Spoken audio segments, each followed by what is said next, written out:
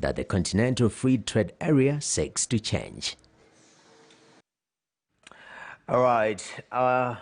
That is quite an interesting deal coming into 2021. But right here in the country, the Kenya Private Sector Alliance third report was launched today. Still paints a grim picture of the state of businesses in the country. Massive losses, complete closures, and uncertainty of business recovery is detailed in the report. Let's now have and dive into the numbers in regards to this report, which interviewed 428 businesses between September 14th and October 25th. Starting us off, looking at this report, that 4% of these firms which were interviewed hired more employees.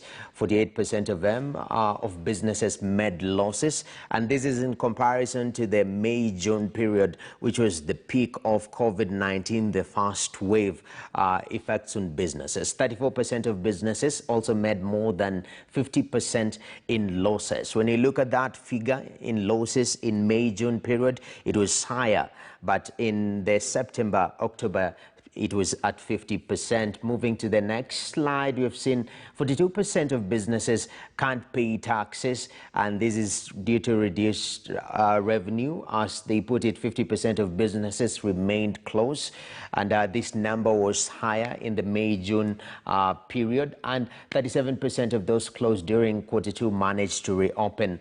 This figure, the reopening rate, is slightly lower at 37%. You're expecting maybe 50 as we reopen the economy, but that figure is still quite low, showing how heavy an impact COVID-19 had on these businesses. 43% of businesses expect recovery in 2021. 43% out of 100 based on the interviewed firms. That is not screaming optimism, unfortunately. Let's hope 2021 will be a better year.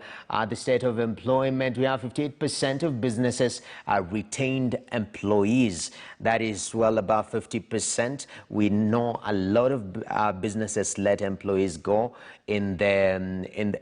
especially on matters in the hospitality sector, which was hard hit, also in the international travel sector. Moving on matters recommendations moving forward. What do we have? The government is to fasten SMEs credit guarantee scheme, which is supposed to come into effect this month, and Treasury said it will put a seed capital of close to 5 billion to start it off.